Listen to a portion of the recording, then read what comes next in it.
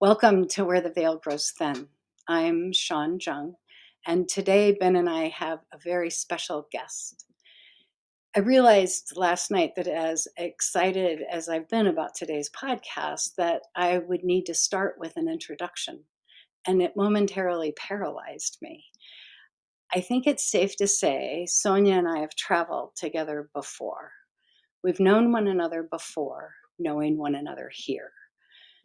I think it's also safe to say that we knew of one another long before we actually met.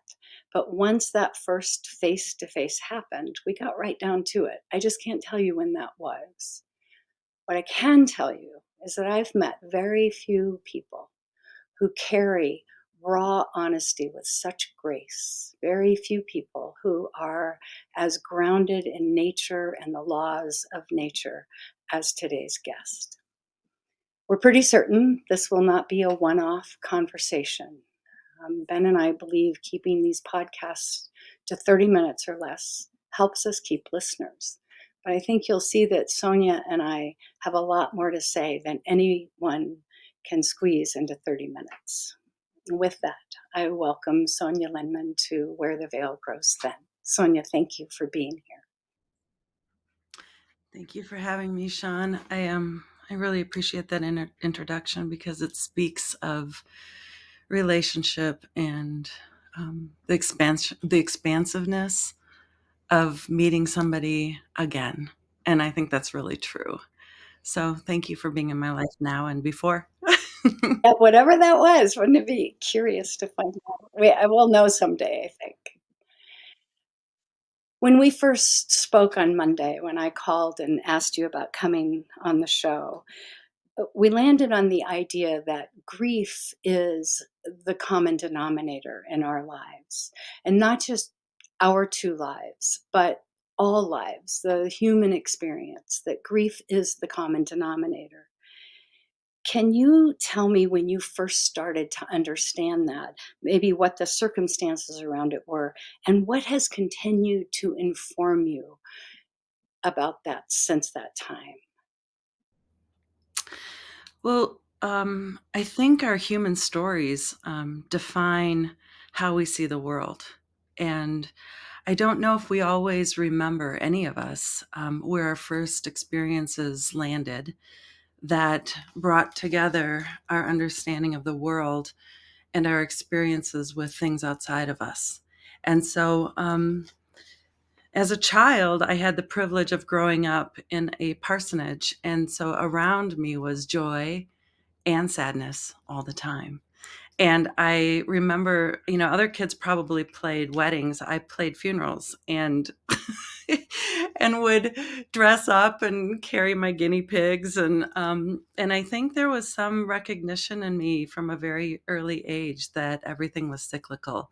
And it might have been the wisdom of my parents or my ancestors. But then as I grew older, there were so many events in my life that were absolutely defined by loss, but also by rebirth following that loss.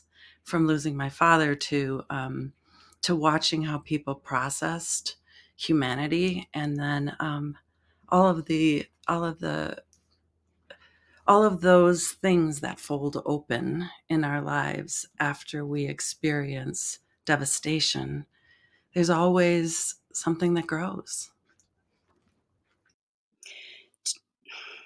I keep thinking about you when you worked in the schools, and all you worked in a school that's an alternative high school here in the valley, and you worked with teenagers, and there were also they have a whole program at that school for teen moms that have babies, and so they have all the babies are there with them, and the work, even though your title there, I don't even know what it was, you were everything to those kids when something hard happened in their lives.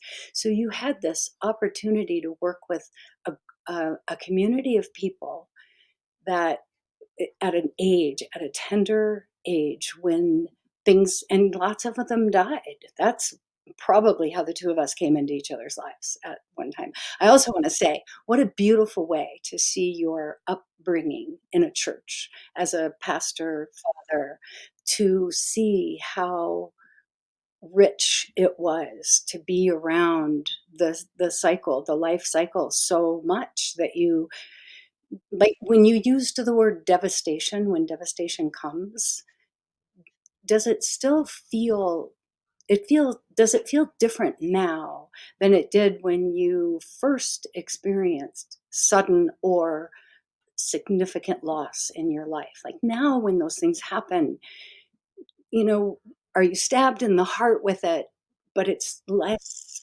long, like you understand that there is this law of nature. And did I even ask you a question, or did I just throw a bunch of words at you? Well, I just saw weaving as you spoke because, when you mentioned the teenagers that I've worked with, I think that one of the greatest gifts I ever had was, the wisdom that grows from great pain when you're a kid in your formative years. And so I was an 8th grader when my dad died of a heart attack, and I still have all those journals. I have all my drawings, and I don't think I had the wisdom or the understanding intellectually to format some kind of a clear path, but the grace of the universe kept bringing me forward into ways that I could serve with that sadness. And I just felt so privileged to sit with children and with their families and with, the community when loss would happen, because I knew that at one point I didn't think I'd ever come up for air. And then my experiences taught me that we all are in a continual rhythm of the ocean, which takes you down, and all of a sudden you're face to face with the sand, and then it'll shove you back up and you can see the sun. And I knew that from experiences and experiences. It doesn't mean that I was always articulate enough to understand how to share that. But I think that kids and families and our community, those who we love or even we don't have a relationship with, can feel from us a sense of hope and belief that we will rise again. And that's, for me, what that became was a way of walking on this earth. And the way of walking on this earth, lives in trust and hope, even when things are seemingly devastated. And so I'm grateful for those experiences. They've always taught me to this very cyclical approach to life. I think one of the things that I notice about your work when you're working with the teens or with, or anybody, but there's just, that has been such a thread in your life, the children, is that you have this intuitive understanding of when to maybe introduce that whole concept. Not immediately, but when they're in pain, knowing that you're there and that you being there for that moment is enough.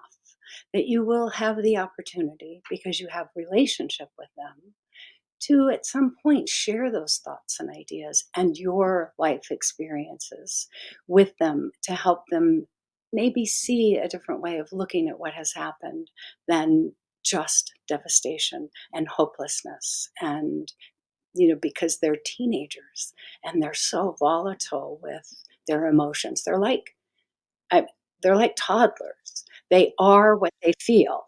They just, a toddler, when they're upset, that they are, all of them is upset. If they're angry, if they're happy, the joy, if they're whatever it is. And teenagers are very much like that. They completely embody whatever their emotion is in that moment. And you have this ability to sit with them that is, I think we share elements of that, just that calm presence somehow tells them, somehow I'm going to get through this. And they may not even be able to articulate that it's because I'm not alone. Somebody's sitting here with me and she gets it. Somehow she gets it. I love that about you. And I think resonate about that with one another.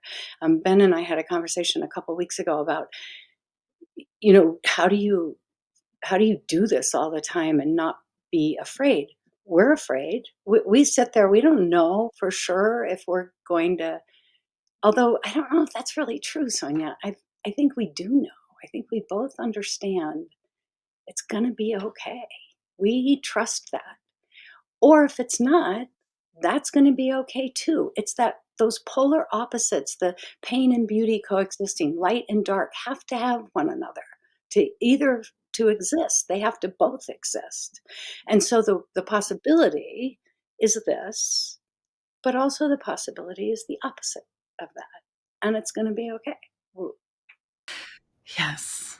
Yes, and, it's hard because when you spoke of intuition, there's a connection that happens with us, with people, and I'm not in the field right now, and I think that was difficult what was difficult for me was being under protocol and under procedure within systems where we have the intuition to understand that, like, bells are interruptive, and when you're making a connection with a child or you love to hear their stories, those stories weave themselves in a very natural, organic way. And when the bell rings or you have an hour, or you're not on the right team, or there's a protocol or whatever it is, it takes the magic and it makes you responsible for a doorway instead of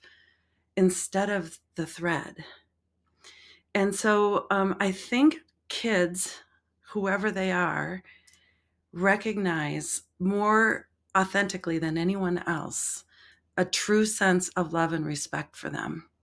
And so if that was my guide, if that is our light that carries us forward in how we interact with people, if our true light, if our true guide, if everything folds away when that is in front of us is, I see you.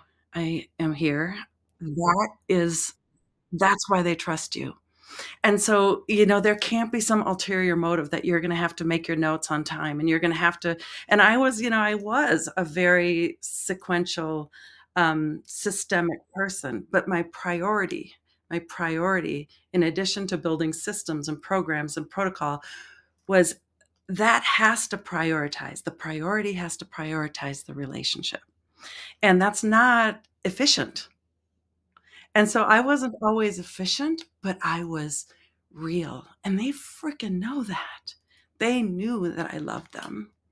And that's why it keeps going. That's why when you see them in the grocery store, and Sean, you have that same experience, they fall into you. They still do.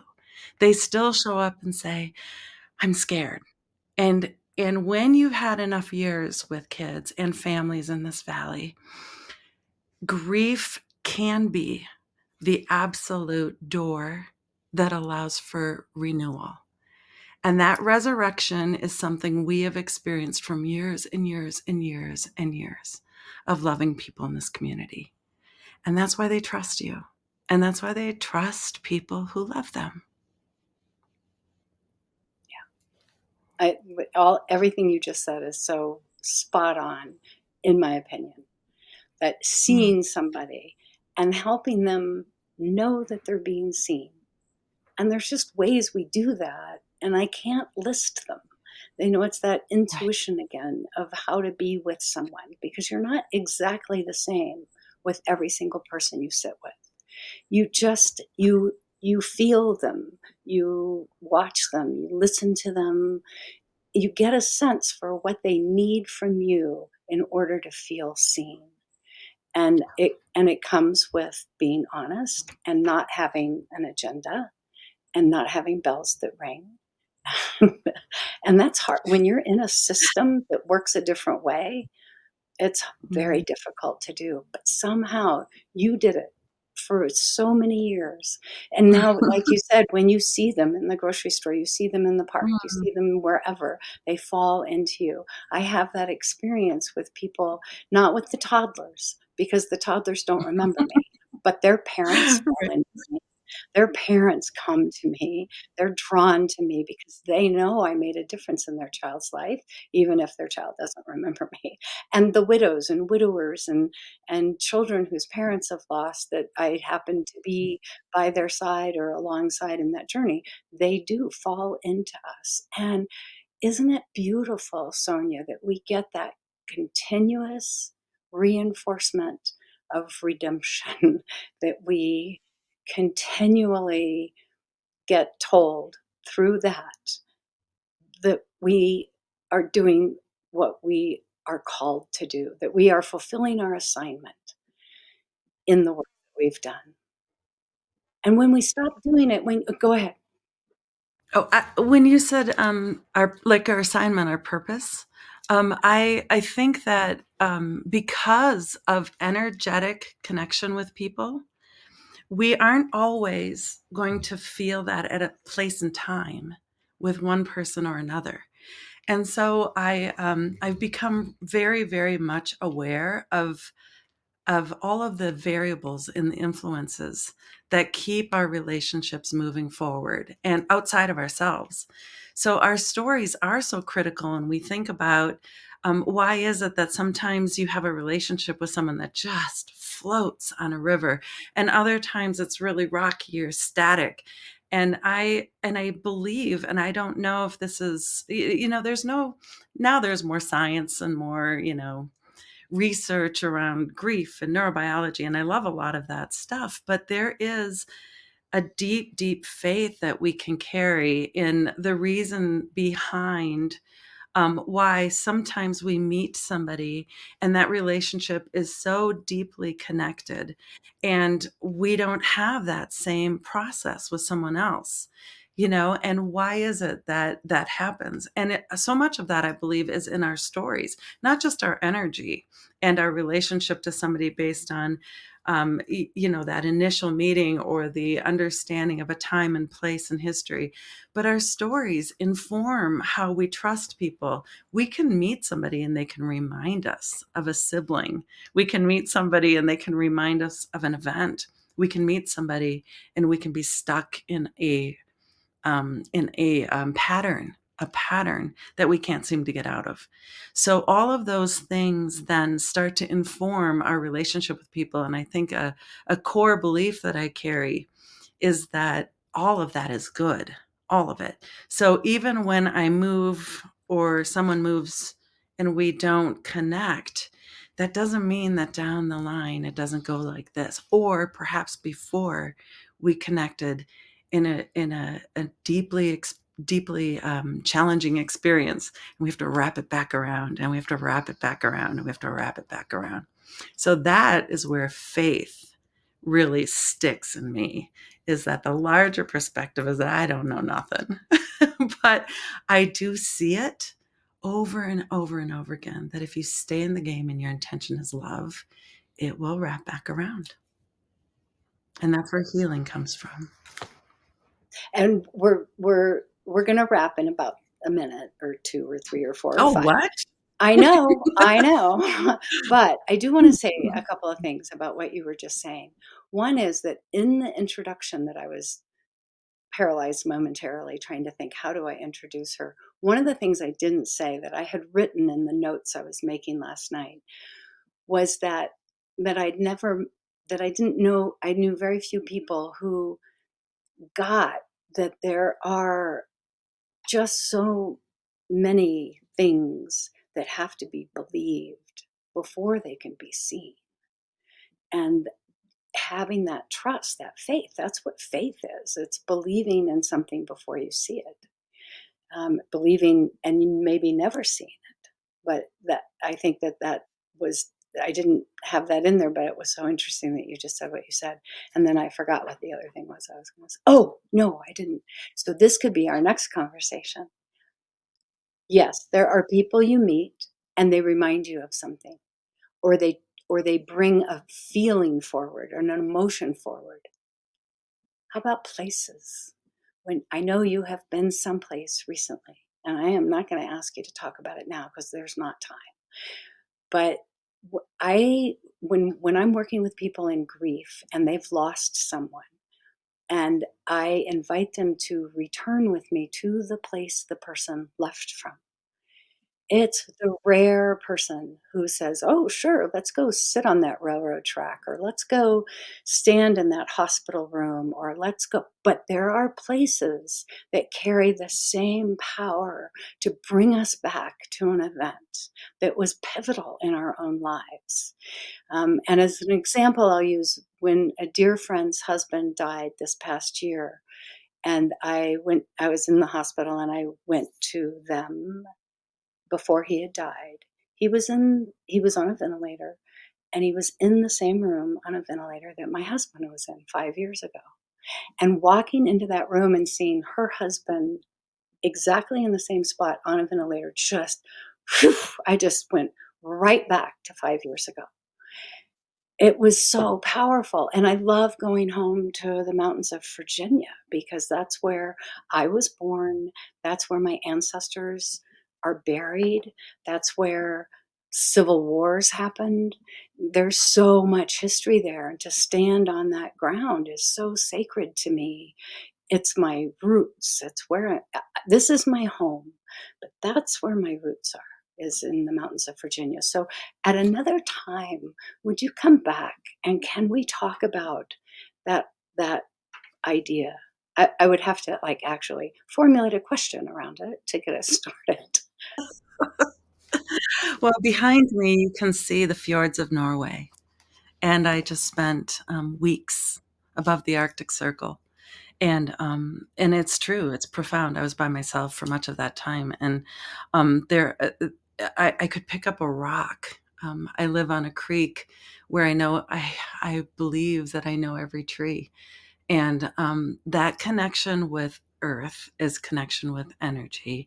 That connection with energy is clearly honored in all of our indigenous teachers' lives.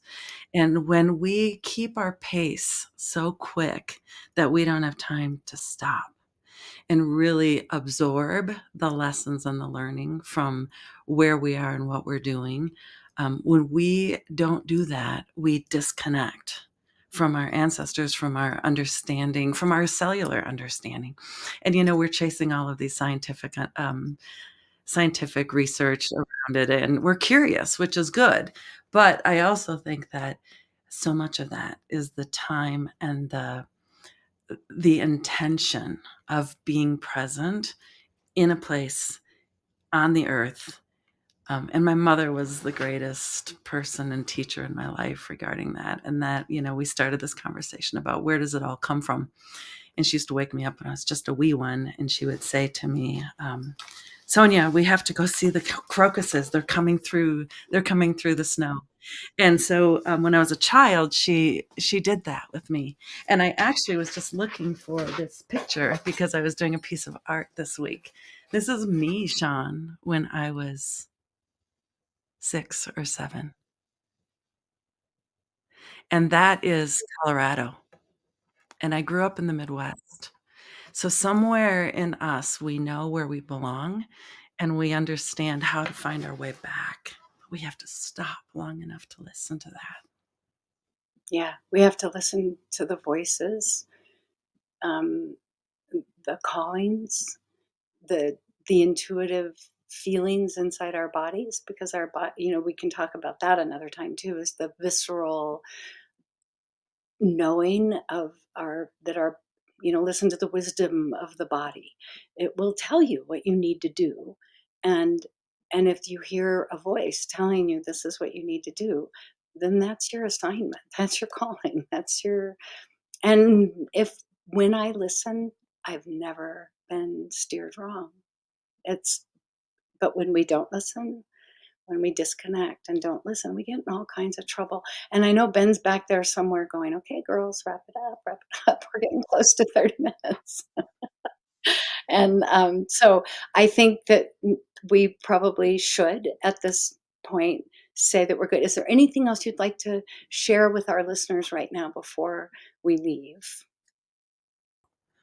Well, I would say that in these times, especially, it's really feel unmoored. It's very common to feel unmoored.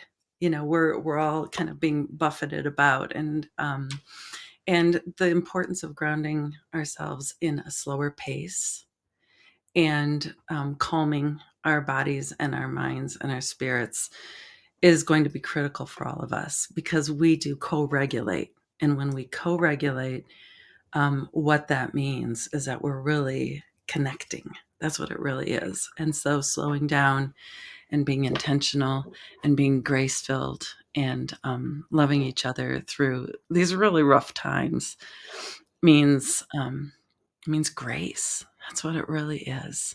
So I hope to live like that. I don't always, like, we're human. But that's the ultimate goal, isn't it? Like, the ultimate goal is to see each other through the grace that we hope others see us through. So thank you for having me here. Thank you for teaching me that.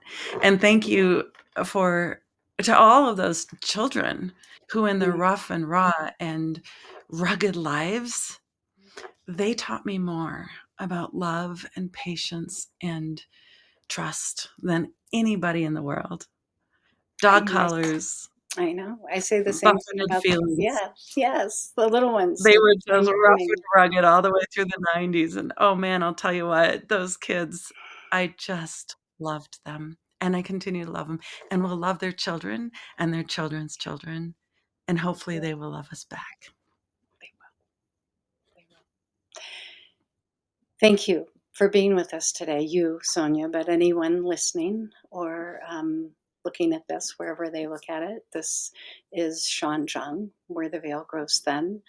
And you can get this podcast anywhere you get podcasts. And I want to thank Ben, who's been very quietly in the background, and for being here today for Sonja and I, because I don't think we could have figured this out without you, because we're in 3 different places in the country. And it's like we're just right here with one another. It feels so intimate, so personal, and so close. And I just love you so much, Sonja. Thank you. Thank you. Thank you I love for you too. being here today. Thank you. And I hope you'll come back soon. Yes. Be well.